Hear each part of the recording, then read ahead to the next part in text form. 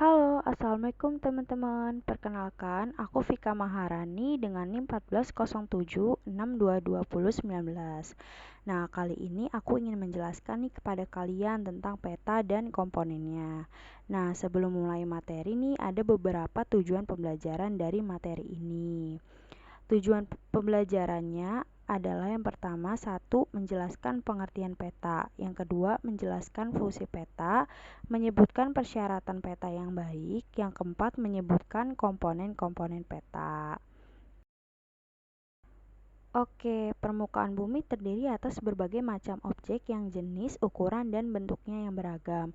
Objek-objek seperti gunung, danau, sungai, pantai, laut, gurun, jalan, perkotaan, pedesaan, dan lain-lain. Jika kalian ingin melihat secara lebih luas permukaan bumi, kalian harus terbang di atas permukaan bumi atau naik pesawat ke atas menara dan gedung tinggi. Tentu saja untuk melihat objek permukaan bumi dari atas akan membutuhkan biaya yang sangat mahal dan membutuhkan waktu dan tenaga yang besar. Untuk mengatasi kesulitan itu, manusia kemudian menggambar permukaan bumi ke dalam selembar kertas. Ukuran kertas yang sangat kecil membuat objek yang digambar tidak bisa sama dengan ukuran dan bentuk aslinya di permukaan bumi. Nah, objek tersebut harus diperkecil dengan menggunakan skala dan dipilih sesuai dengan kebutuhan serta dibuat simbolnya.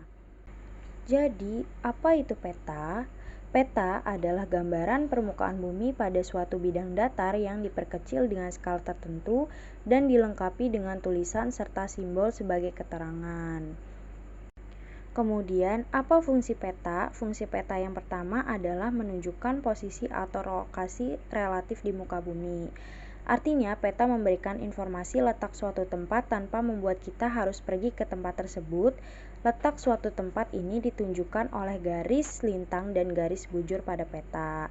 Kemudian yang kedua, menggambarkan ukuran luas dan bentuk fenomena fisik sosial budaya. Kita dapat mengukur luas suatu tempat dengan mengukur luas pada peta, kemudian dikonversikan dengan skala peta tersebut. Kita dapat mengetahui informasi bentuk fenomena fisik dan kondisi sosial budaya suatu tempat dengan melihat simbol-simbol yang ada pada peta. Kemudian, ketiga, menunjukkan arah, jarak, serta sebaran fenomena di muka bumi. Nah, ketika akan pergi ke suatu daerah, kita dapat menentukan arah dan jarak daerah tersebut melalui orientasi dan panjang suatu daerah tersebut pada peta. Dapat mengetahui persebaran flora dan fauna berdasarkan letak lintang yang membedakan iklim pada tiap wilayah di permukaan bumi. Kemudian yang keempat, menunjukkan gerakan dan kecenderungan perubahan pada pola keruangan di muka bumi. Nah, misalnya kecenderungan peningkatan kasus COVID-19 terbesar di Provinsi Bali berada di Kota Denpasar. Hal ini dikarenakan karena Kota Denpasar adalah daerah terpadat di Provinsi Bali dan paling banyak dikunjungi oleh wisatawan baik lokal maupun asing. Nah, kemudian ada syarat-syarat peta. Syarat peta yang pertama adalah peta harus sama bentuk. Artinya, yang harus sama bentuknya dengan keadaan yang sebenarnya. Kedua, peta harus sama jarak. Dengan jarak yang sebenarnya, artinya perbandingan jarak pada peta harus sama. Ketiga, peta harus sama luas. Artinya, perbandingan luas daerah pada peta harus sama dengan luas sebenarnya di lapangan. Yang keempat, peta harus memiliki petunjuk arah dengan benar. Yang kelima, informasi yang tergambar pada peta tidak membingungkan pengguna peta. Yang keenam, penyajian data-data pada peta harus benar, rapi, teliti, dan lengkap. Oke. Kemudian ada jenis peta dan skala. Yang pertama, peta dengan skala kadaster. Yang kedua, peta dengan skala besar. Yang ketiga, peta dengan skala sedang. Yang keempat, peta dengan skala kecil. Yang kelima, peta dengan skala geografis. Dengan catatan, semakin besar luas wilayah yang digambarkan pada peta, maka skalanya akan semakin kecil. Sebaliknya, semakin sempit luas wilayah yang digambarkan pada peta, maka skalanya akan semakin besar. Kemudian ada peta menurut isinya.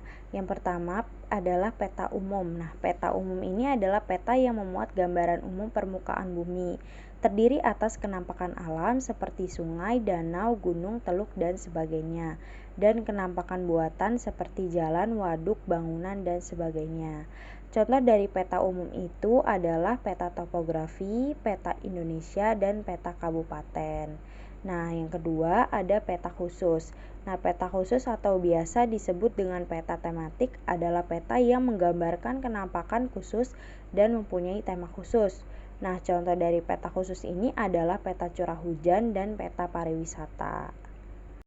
Selanjutnya, terdapat komponen-komponen pada peta. Komponen yang pertama adalah judul peta.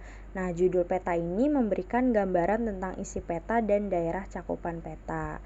Yang kedua, terdapat skala peta. Skala peta ini terdiri dari skala garis dan skala bar. Nah, skala adalah perbandingan antara jarak di peta dan jarak sebenarnya di muka bumi. Kemudian ada orientasi peta. Nah, orientasi peta ini untuk menunjukkan arah mata angin untuk mempermudah pembacaan peta. Kemudian komponen berikutnya terdapat simbol peta. Nah, simbol peta ini adalah simbol titik tanda khusus pada peta yang mewakili objek yang dipetakan. Kemudian yang kelima, terdapat garis koordinat. Nah, garis koordinat ini adalah garis hayal pada peta berupa koordinat peta dalam bentuk garis, lintang, dan garis bujur. Kemudian terdapat sumber peta. Sumber peta ini menunjukkan asal peta didapatkan atau nama badan atau instansi pembuat peta tersebut. Kemudian terdapat komponen insert. Nah, insert ini merupakan tambahan kecil pada peta yang disajikan. Kemudian yang terakhir ada legenda. Legenda adalah keterangan semua objek yang muncul pada peta. Bisa dilihat ya teman-teman, di sini terdapat 8 komponen dalam peta. Oke, sekian materi dari aku. Mohon maaf bila ada kekurangan. Terima kasih atas perhatiannya teman-teman. Wassalamualaikum warahmatullahi wabarakatuh.